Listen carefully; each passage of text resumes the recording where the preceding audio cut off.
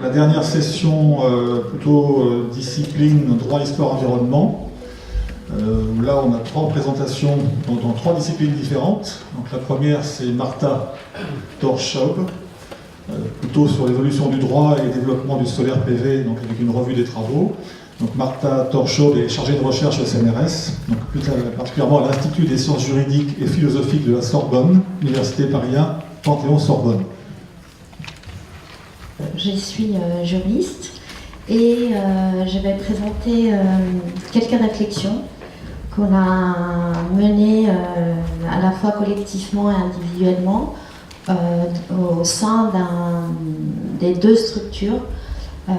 Une qui est un réseau des chercheurs que j'ai monté l'année dernière sur le droit et le changement climatique, et donc on a un axe énergie. Et ce que je vais exposer, ça regroupe un peu une partie des travaux qui sont menés dans cet axe-là.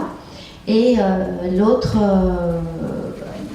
structure, c'est un projet de recherche que je dirige sur le contentieux dans le cadre du changement climatique. Et donc il y a une partie du contentieux énergétique et plus particulièrement sur l'énergie photovoltaïque.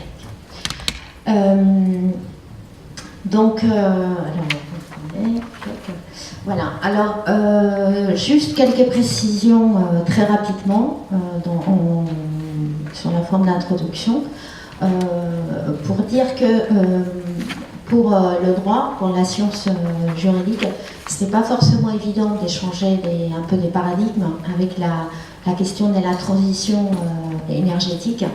Et on partait plutôt de la question de la maîtrise des sources d'énergie comme l'expression de la souveraineté des États, et le droit était plutôt organisé de cette manière-là, notamment en France, et aussi du fait de la maîtrise physique des énergies, qui impliquait évidemment une maîtrise à la fois technique et technologique.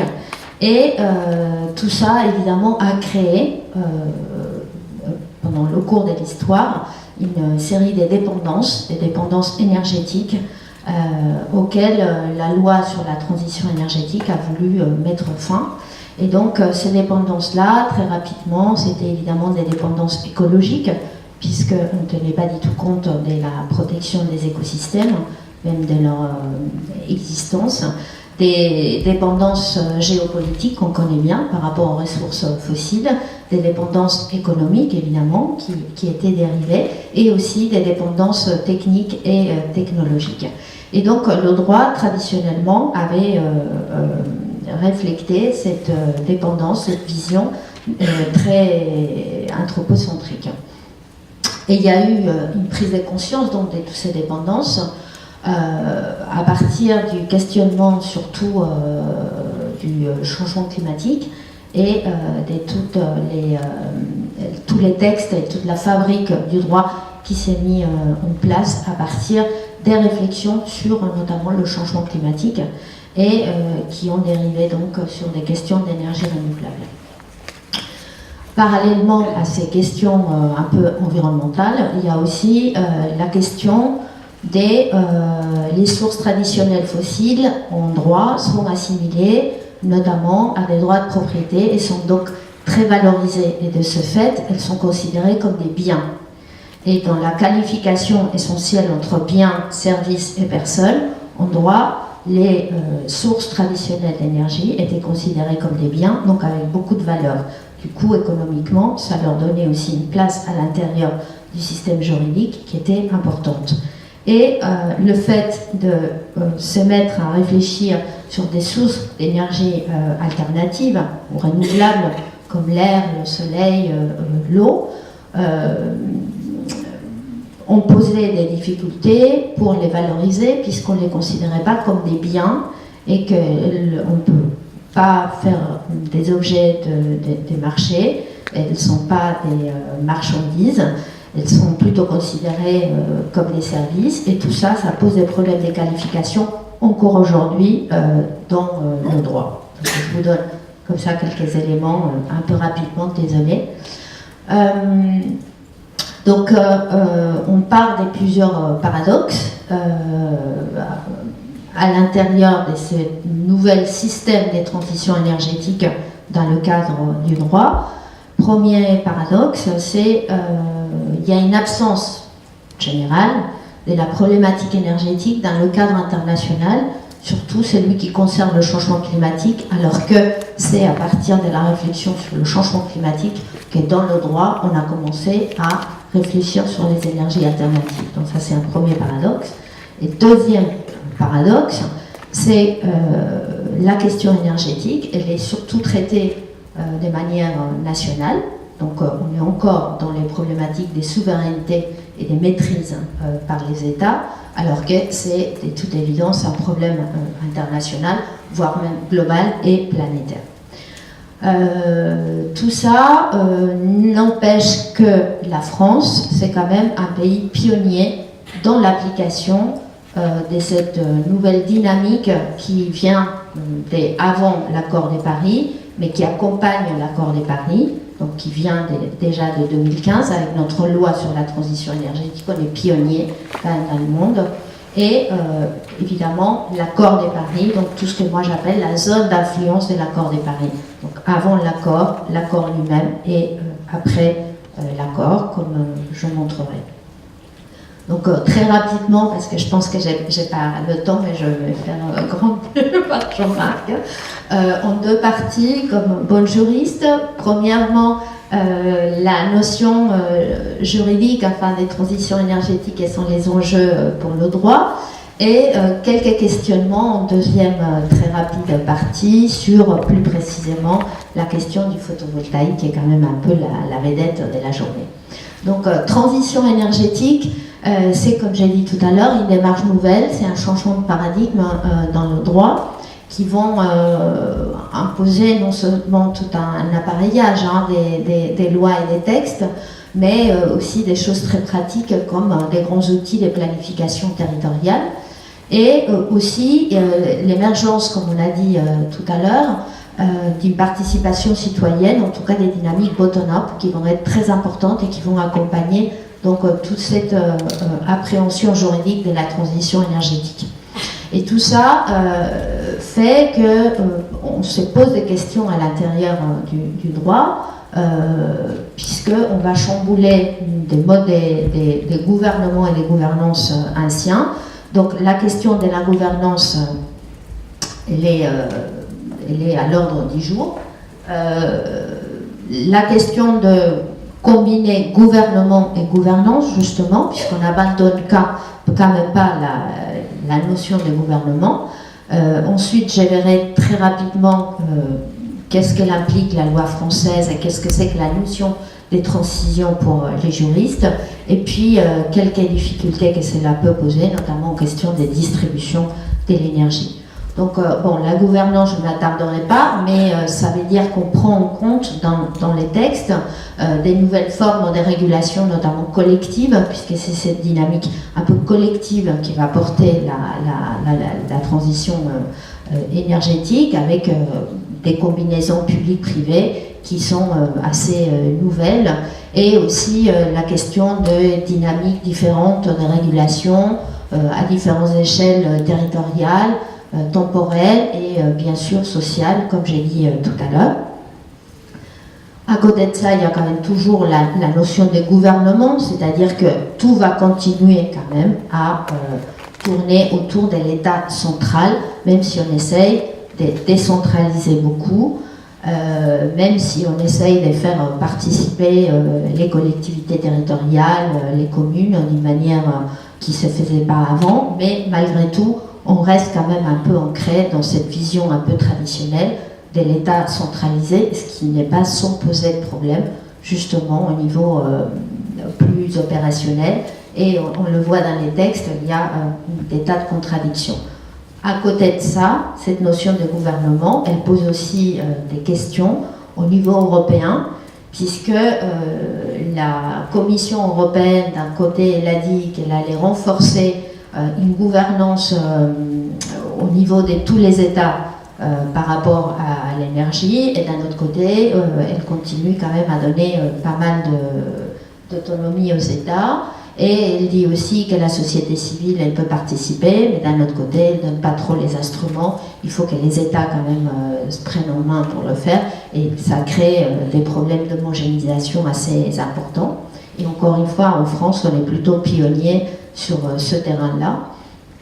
Alors, la loi française, plus spécifiquement, notamment dans son article L101, qui est introduit dans le Code de l'énergie, elle propose des nouvelles notions, donc qui reflètent ce changement des paradigmes, en se préoccupant pour l'emploi, pour la solidarité, pour la cohésion sociale, pour la lutte contre la précarité. Donc tout ça est très nouveau quand même dans le droit des énergies, ça n'existe pas du tout avant, c'est un discours complètement nouveau. Et cette question de la dépendance, dont les textes juridiques sont bien conscients, et pour pallier à cette dépendance, propose la notion de résilience et de résilience des territoires. Et on vient encore à nouveau à ces questions des dynamiques bottom-up et de la société civile. Il faut qu'il y ait une diversité, une grande diversité dans les territoires pour considérer qu'un territoire est résilient, avec à la fois diversité écologique, diversité sociale, diversité économique, mais on ne dit pas trop comment le faire, mais en tout cas c'est posé dans les textes. Et il faut qu'il y ait un grand niveau d'interconnexion entre ces différentes diversités. Et il faut aussi que les territoires résilients soient solidaires entre eux. Donc il faut créer ce qu'on appelle les rétroactions directes entre les différents territoires, et pas qu'il y ait des îlots des territoires plus résilients les uns que les autres, pour qu'il n'y ait pas de concurrence entre les territoires. Les difficultés, pour finir ça, comme j'ai dit tantôt, c'est plutôt les questions des distributions. C'est-à-dire que d'un côté, on va donner aux collectivités territoriales beaucoup de liberté et beaucoup plus de pouvoir qu'elles avaient avant, mais dans le même temps, du point de vue juridique, elles n'ont pas beaucoup de leviers, finalement, pour gérer un certain nombre de questions concernant la distribution, comme les flux d'énergie, comme les surplus d'énergie, comme d'autres questions qui se posent au moment de la distribution, qui sont un peu techniques et je ne veux pas développer, et que vous connaissez sûrement beaucoup mieux que moi. Alors, pour finir ma deuxième partie, plus précisément, qu'est-ce que le droit peut proposer par rapport à l'énergie photovoltaïque? Alors, je ne peux pas tout traiter parce que je suis déjà hors temps, mais il y a deux questions qui sont importantes. Celle qui est liée au problème sur l'implantation des centrales photovoltaïques et donc le dispositif des panneaux à grande échelle. Surtout, ce sont des difficultés qu'on voit dans le cadre du contentieux. Et elles concernent donc les règles d'implantation des centrales qui sont en fait finalement un peu floues et qui dépendent notamment ce qu'on disait tout à l'heure, la question qui a été posée, les règles d'urbanisme, mais pas seulement, parce qu'elles dépendent aussi du code rural. Elles dépendent aussi de l'assouplissement ou pas de certaines règles d'urbanisme à partir de 2013 et surtout 2015, notamment la loi littorale qui a été réformée, et donc il y a un changement un peu de manière dont les juges vont considérer ces genres de questions, et aussi la notion d'urbanisme en continuité dans le cadre des PLU très précis qui pose aussi pas mal de problèmes d'interprétation. Donc je ne m'étendrai pas sur ce contentieux, je n'ai pas dit tout le temps, ce n'est pas le moment.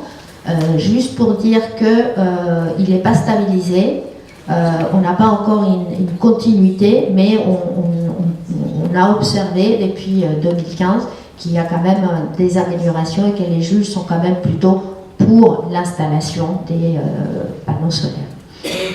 Et la dernière question, et avec ça j'ai fini, qui émerge maintenant dans le droit et qui est très discutée, c'est la question de l'autoconsommation qui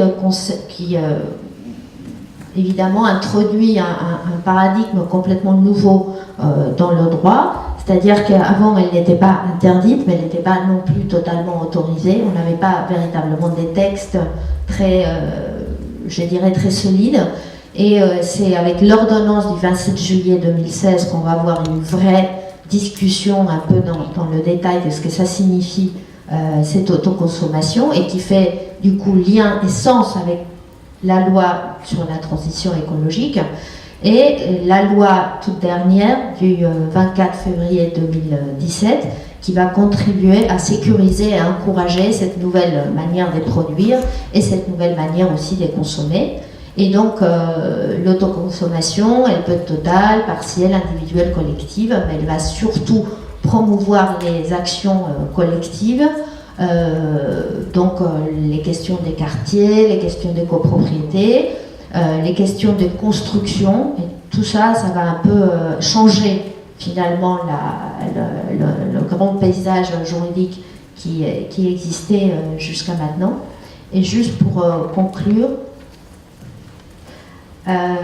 dire que d'un côté, un peu le élan européen avec le Winter Package qui parle beaucoup aussi d'autoconsommation, et la nouvelle loi française, on voit qu'il y a quand même un climat un peu de confiance qui va s'instaurer entre consommateurs et producteurs d'énergie et par rapport à la distribution, par rapport au service de l'énergie, qui promet quelque chose d'assez positif.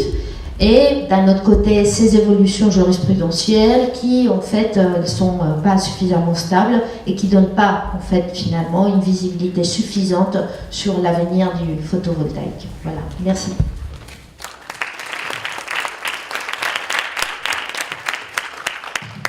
Martha, beaucoup. On va prendre une question. Une question. Oui, d'abord.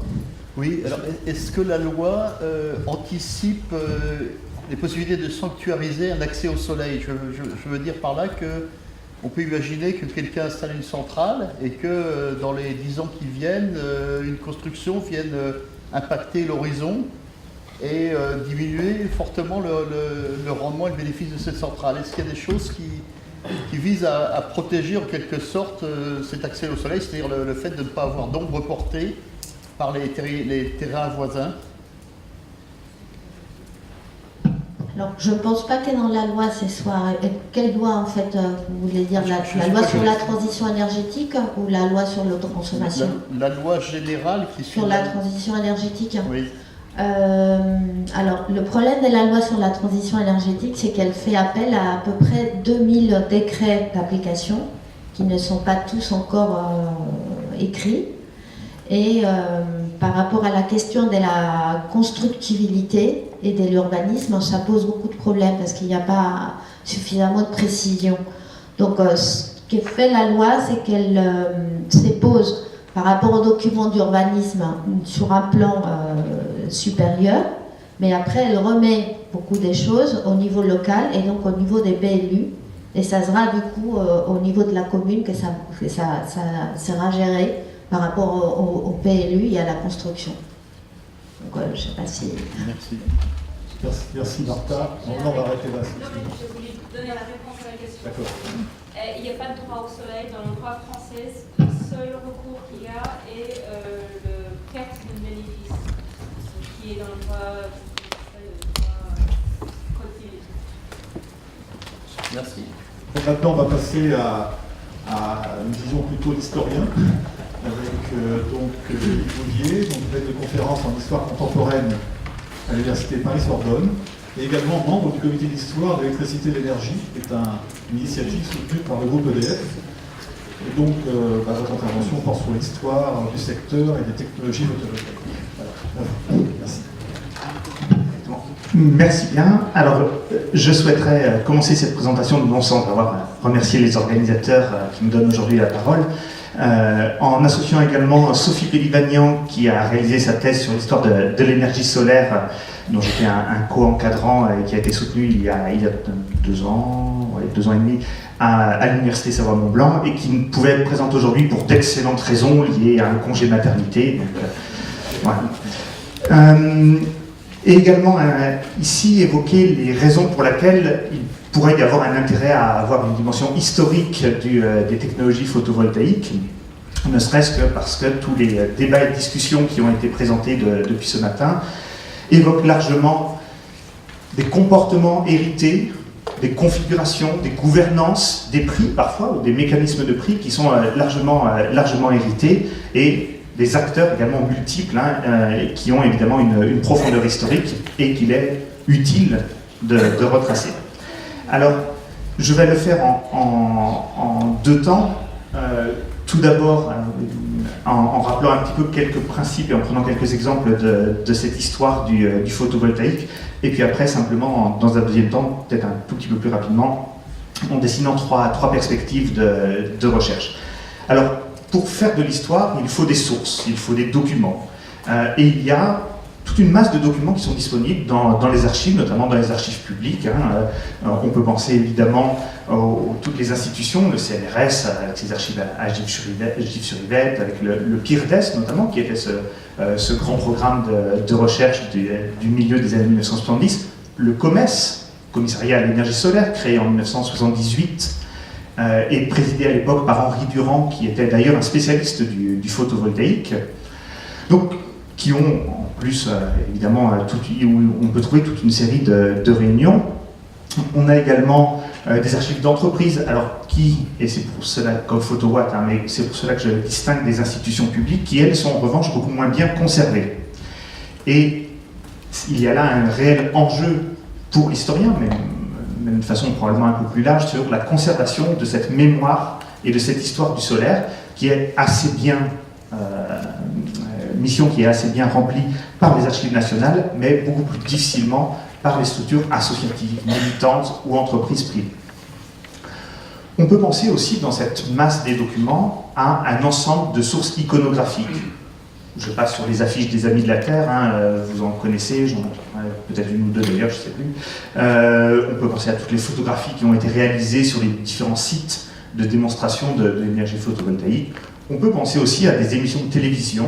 Et il y a, en particulier en août 77, vous pourrez trouver ça sur le site de l'INA, une émission où on voit à la fois Michel Rodot, on voit aussi Rézère, le dessinateur, qui explique son installation photovoltaïque chez lui dans cette émission en prime time, en plein milieu d'été, mais en prime time malgré tout. Et tout ceci fait partie de sources qui illustrent assez bien cette histoire du solaire, telle que je l'esquisse ici à travers les centres d'archives. C'est-à-dire à la fois une histoire des institutions et une histoire associative, venue du bas, plus proche d'un ancrage social. Je ne vais pas reprendre le bottom-up et le top-down, mais il y a un petit peu de ceci dans le photovoltaïque, évidemment. Je passe sur les archives du web qui sont récentes et qui existent. Il y a aussi, et qui sont liées évidemment, toutes ces sources publiées où l'on retrouve aussi bien les grands colloques internationaux, celui de Phoenix de 1955, alors il n'est pas question véritablement de photovoltaïque, mais qui lance les réunions internationales sur l'énergie solaire, des publications de vulgarisation technico-scientifiques, telles que les publications d'IRA, la gueule ouverte que vous connaissez tous, je pense, d'une façon ou d'une autre, qui se veut évidemment un journal non seulement favorable à l'énergie solaire, mais aussi profondément anti-nucléaire, entre autres. Je passe un petit peu sur toutes ces publications, si ce n'est pour dire qu'il y a là une masse de documents qui n'a pas, jusqu'à présent, hormis quelques travaux, été véritablement exploité à sa juste mesure. Et on est ici dans... Après, ces documents ne sont pas la propriété des historiens, on est d'accord, sociologues, politistes, juristes, économistes les utilisent aussi ou peuvent les utiliser, mais les historiens ne s'en sont pas encore aujourd'hui suffisamment emparés. Et il y a un dernier ou un autre type de source que je souhaitais mentionner, ce sont les témoignages, parce qu'ils viennent souvent expliquer et rendre compte d'un vécu.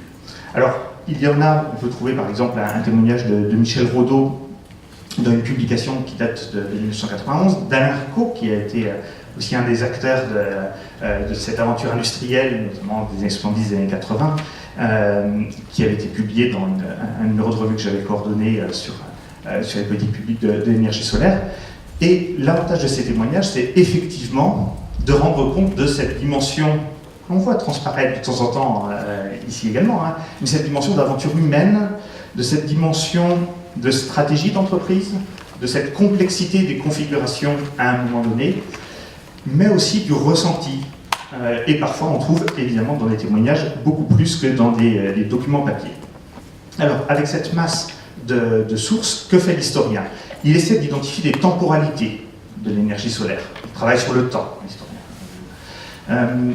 Et en particulier sur la façon dont émergent ou ont pu émerger des technologies, ici le photovoltaïque. Alors on a ce récit assez classique, assez linéaire parfois, qui va de Becquerel à nos jours, hein, de la science, puis la technique, l'ingénieur, et puis ensuite l'industrie, etc., etc. Alors ce récit n'est pas complètement satisfaisant, évidemment, hein, et pour plusieurs raisons. Il suppose pas assez d'échanges finalement entre science, technologie et société. Alain Nadal a évoqué ça très bien ce matin aussi. Il y aurait aussi une forme de destinée à passer des laboratoires scientifiques aux applications grand public. Or, on sait très bien que ce passage est tout sauf évident, en particulier dans la longue durée. Et et on peut ici d'ailleurs, dans cet extrait d'une encyclopédie de 1929, voir ici une maison photovoltaïque. Hein, ce sont bien des panneaux photovoltaïques qui sont installés sur le toit et reliés à un pylône électrique, hein, en 1929. Donc c'est une illustration issue de l'ouvrage de John Perlin que je vais mentionner juste après. Anticipation, certes, mais aussi parce que l'on considérait qu'on n'était déjà pas si loin de la maturité technologique du photovoltaïque en 1929. Et il y a ensuite tous ces pionniers tels que vous les connaissez, notamment ceux des Bell Labs. Je surveille l'horloge, donc je passe un tout petit peu vite. Dans cette étude du temps, ce qui marque pour le photovoltaïque, c'est pas seulement ces recherches, ces laboratoires, mais c'est également la question de la résurgence, de la réémergence du photovoltaïque. Et ici, on ne peut qu'insister sur cette période qui était cet âge d'or, cette période bénie des années, milieu des années 70 au milieu des années 80, avec un premier véritable engouement pour le photovoltaïque, ce contre-choc pétrolier, qui n'est pas le seul responsable de cette rupture brutale 1986, 1985, 1986, qui a littéralement mis à bas une filière industrielle qui était en train de se construire, qui a brisé des carrières, qui a brisé des vies presque en termes professionnels. Certains ont des capacités de rebond, mais pas tous. Et l'historien ne peut qu'être frappé sur le phénomène actuel de ces dernières années, pour voir comment finalement le photovoltaïque d'aujourd'hui est différent, parfois très différent dans la place qui lui est donnée, dans ses capacités techniques aussi, mais dans la place qui lui est donnée dans la société et par les pouvoirs publics par rapport à ce qui avait été le cas dans les années 1970. Et je terminerai sur ce point avec la question de la transition vers le solaire. Le terme de transition a été abordé ici à de multiples reprises, simplement pour interroger, comme l'a fait Alain Nadal, je ne vais pas répéter ce qu'il a dit, hein, le fait que, évidemment, bien évidemment pour l'historien, une transition énergétique, telle qu'on peut en observer par le passé, ne se résume pas à une augmentation de capacité de production du photovoltaïque et qu'il y a beaucoup d'autres choses que des rendements derrière la technique. L'historien réaffirme le poids des contextes. Je vais y revenir dans un instant. Je passe très vite sur les publications existantes, les volumes sur les 50 ans de l'histoire de l'International Solar Energy Society. Juste pour mentionner le seul ouvrage véritablement sur l'histoire du photovoltaïque, qui est celui de John Perlin, qui raconte très bien cette histoire passant de l'espace au retour sur Terre, avec ce qui avait été évoqué ce matin en introduction avec toute la conquête spatiale. Et je passe ensuite sur l'énergie solaire en France et l'ouvrage sur les petits publics. Je passe pour dire qu'il y a finalement beaucoup de façons de faire une histoire du photovoltaïque. On peut faire une histoire institutionnelle, une histoire politique, une histoire purement technique du photovoltaïque.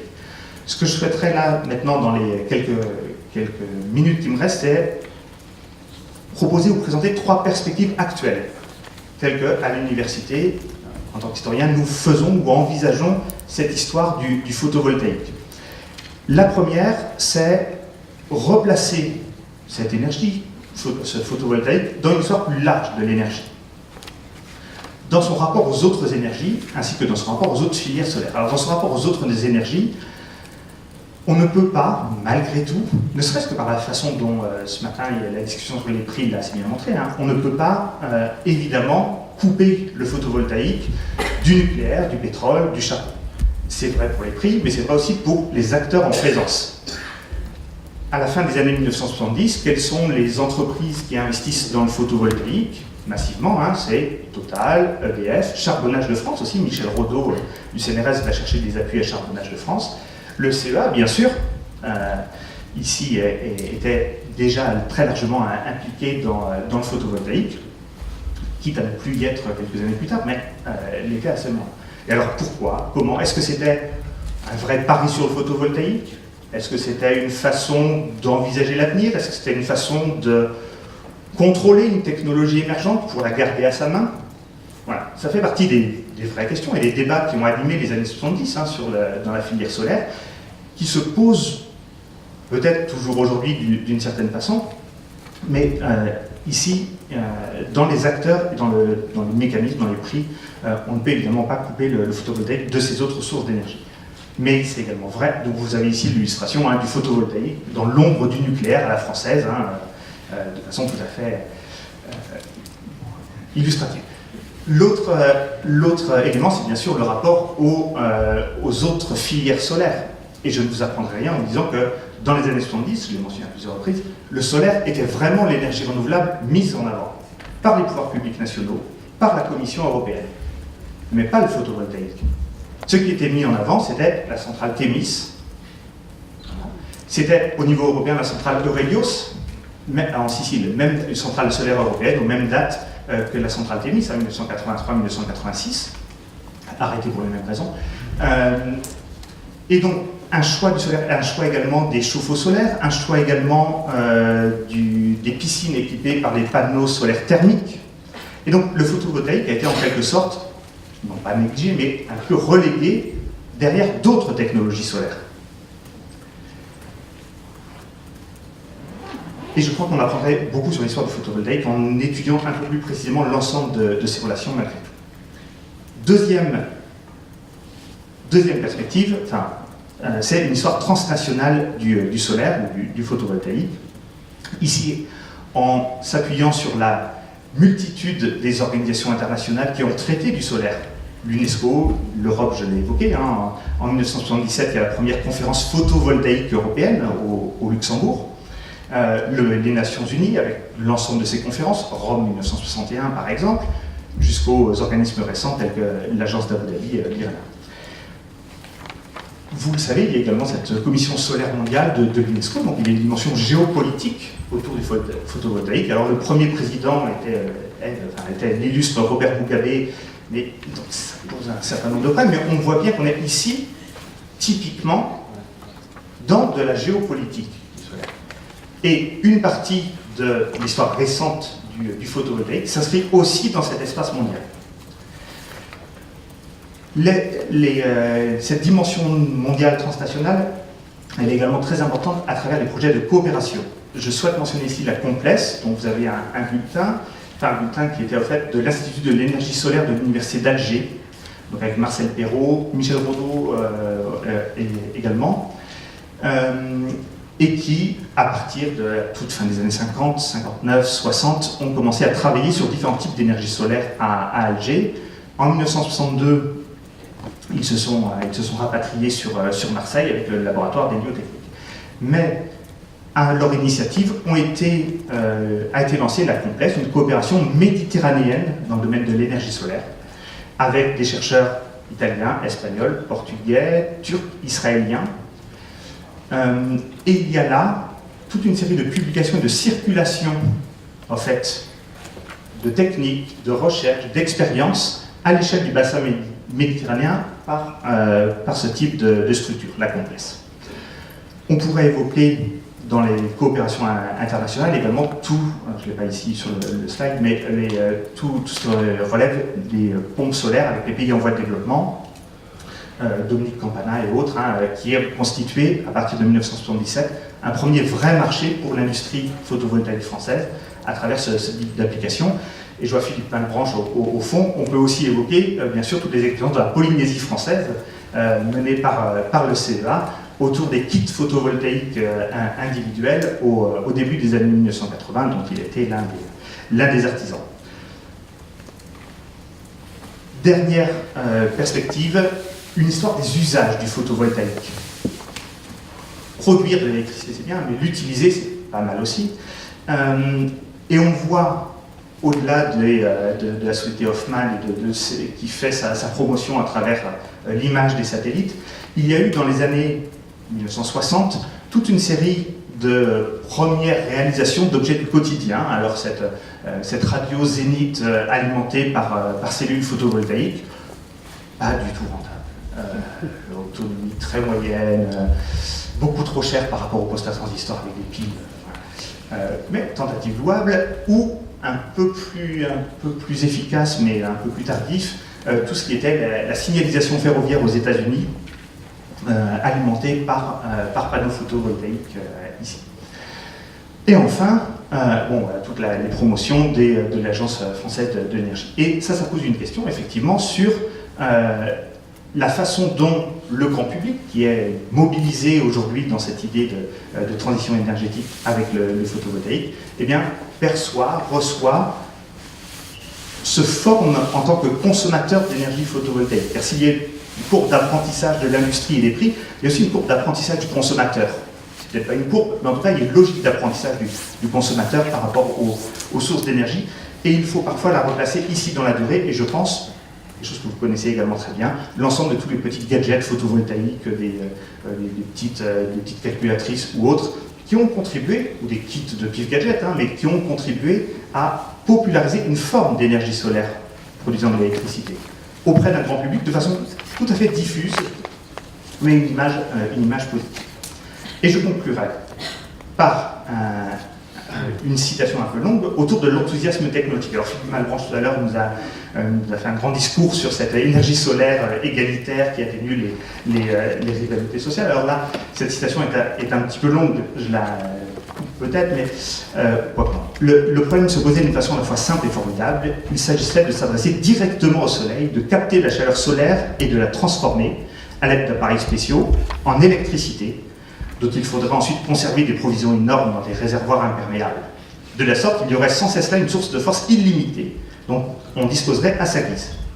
Et cette force électrique, ravie au soleil créateur, domestiquée par l'homme, serait enfin sa servante docile et toujours prête, le soulageant dans son effort, l'aidant à faire du travail la gaieté, la santé, la juste répartition des richesses, la loi et le culte même de la vie.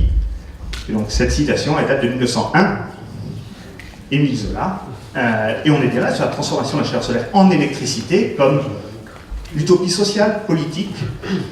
Je ne sais pas si c'est une leçon d'histoire, en tout cas c'est un rêve qui me semble encore partiellement partagé aujourd'hui.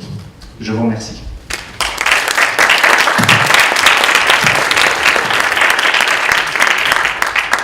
Merci beaucoup, Olivier.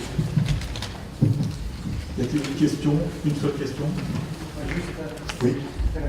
Il y avait un utopiste, Tommaso Campanella, qui avait écrit La città del sole, c'était son utopie, la ville du soleil. Voilà. Merci beaucoup, Olivier. Voilà, on va passer à la dernière présentation de cette session, juste avant la pause. Donc, c'est plutôt l'impact environnemental du solaire TV par Isabelle Blanc, donc, qui est enseignant-chercheur à l'école des mines Paris-Tech, responsable des activités impact environnementaux du Centre d'observation impact énergie de Soissons-Tivolis. Voilà.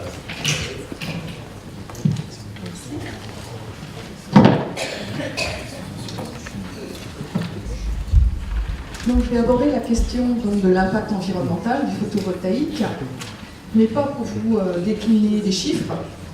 D'abord, c'est pas possible.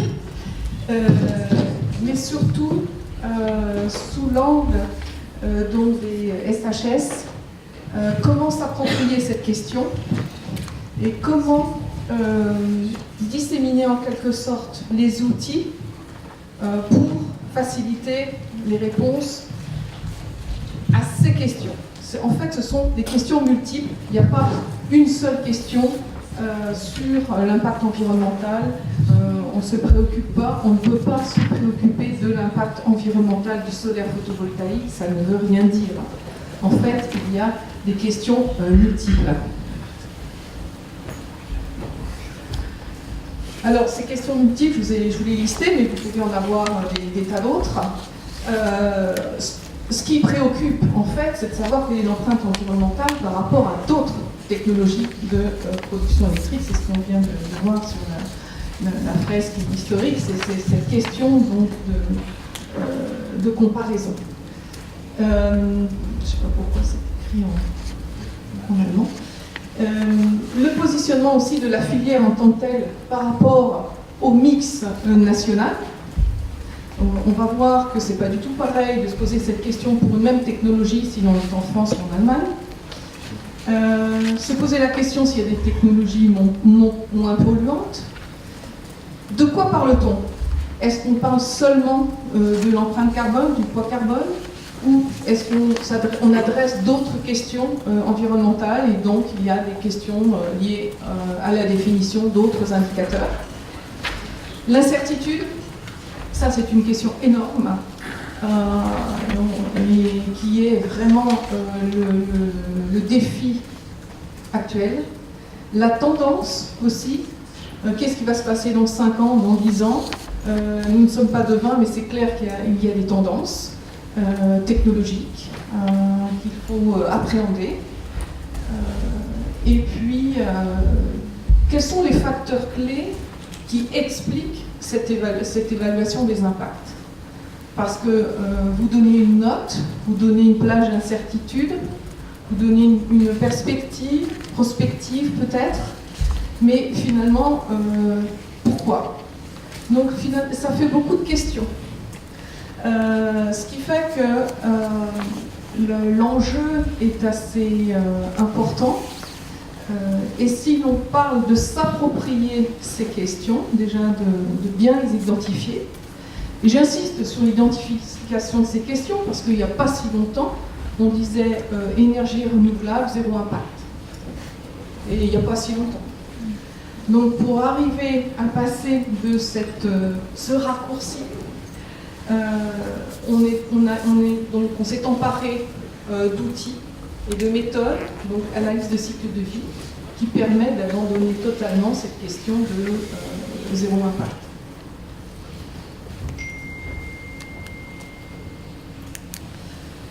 Alors, l'Agence internationale de l'énergie s'est emparée de cette question et depuis une dizaine d'années se préoccupe donc de l'analyse de cycle de vie comme outil pertinent pour répondre à ces questions.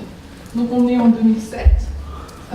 Dans le programme PVPS, il y a une tâche spécifique, la tâche 12, qui traite de ces questions et qui édite régulièrement des guides méthodologiques pour un emploi approprié donc, de cette approche sur le photovoltaïque. Donc, à l'École des mines de Paris, nous avons rejoint ces travaux depuis quelques années et nous nous sommes posé la question de la dissémination. Parce que ces nombreuses questions, on va avoir beaucoup de réponses et on se rend compte bien sûr que selon la technologie, selon le pays où vous installez, selon le pays où vous fabriquez, vous avez des réponses très diverses. Et c'est impossible de vous donner une réponse avec un chiffre unique et c'est dangereux.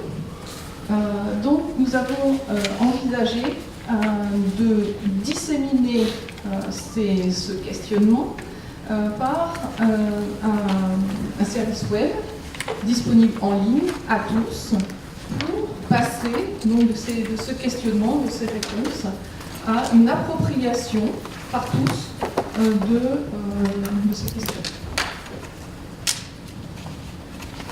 Donc l'analyse du cycle de vie, je ne vais pas revenir, c'est une approche qui est développée pour beaucoup de produits industriels, qui est utilisée dans les politiques publiques nationales, européennes, et qui se préoccupe des questions d'extraction des matières premières, d'utilisation, de maintenance et de fin de vie. Donc, nous avons contribué à ce web service donc en vie PV pour mettre à disposition les résultats de ces travaux d'analyse de cycle de vie sont pilotés par l'AIE, l'Agence internationale de l'énergie. Donc ça permet de mettre à disposition des données récentes d'inventaire actualisés. Donc une prise en compte également de scénarios prospectifs, et puis de couvrir à l'échelle mondiale ces cartes de performance environnementale. Alors ici, vous avez pour deux technologies, quels sont le paramétrage qui a été choisi en termes prospectifs. Donc ce qui est intéressant, par exemple, c'est de voir que la durée de vie passe d'une trentaine d'années à une quarantaine d'années sur des scénarios optimistes. Donc il y a tout un travail de paramétrage qui est fait avec les experts et qui est mis à disposition de l'utilisateur pour tenter de répondre à toutes ces questions. Je vais passer sur l'architecture même de l'outil qui permet donc de coupler une base de données d'irradiation solaire de couverture mondiale, de récupérer des inventaires d'analyse de cycle de vie et de mettre en ligne donc, sous une forme interopérable avec les standards ouverts le service web. Donc ici vous avez les technologies qui ont été prises, différents scénarios et les technologies qui sont couvertes. Parler d'indicateurs d'impact, il y a eu un travail qui a été fait de ne pas se cantonner juste à la question du changement climatique, mais à appréhender des questions sur l'eau, des questions sur, bien sûr, l'énergie, sur la biodiversité, sur des questions de toxicité, des toxicités humaines. Donc voilà le résultat. Donc c'est accessible à tous, hein, c'est en ligne. Et vous avez ici à gauche le menu qui vous permet de choisir le type d'impact, la durée de vie, le ratio de performance, bien sûr l'inclinaison de l'orientation de votre panneau. Et puis vous avez donc le choix de la technologie. Donc ça c'est accessible à l'utilisateur et ça lui permet, donc ici c'est une réponse d'empreinte carbone par kilowattheure produit. Ça vous permet d'avoir pour ce panneau choisi, d'avoir la carte de performance environnementale.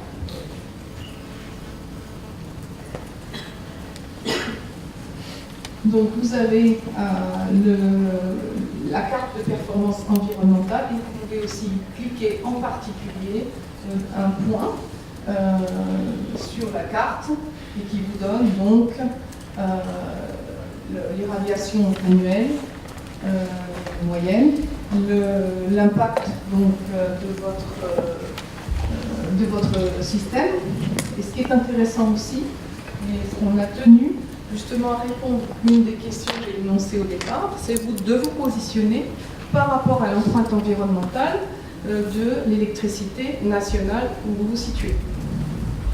Et ça vous permet d'avoir un ratio, disons, du bénéfice par rapport à votre électricité nationale.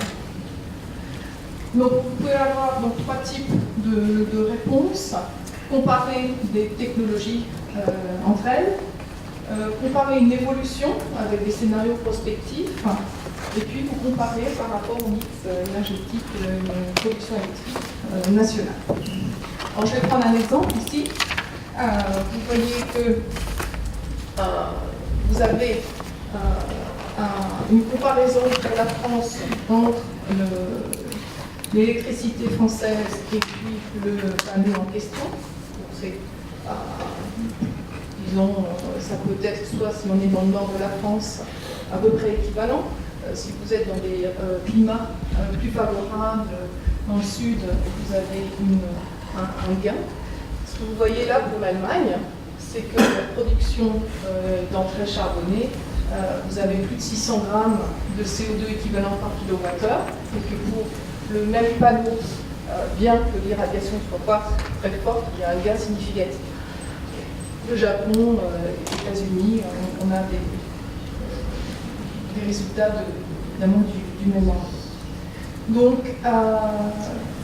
pour vous dire que finalement, la question de l'impact environnemental du photovoltaïque, c'est un questionnement multiple. Et vous pouvez donc paramétrer à souhait et avoir des réponses qui soient spécifiques à vos questions. Voilà, rapidement ce que je voulais partager avec vous.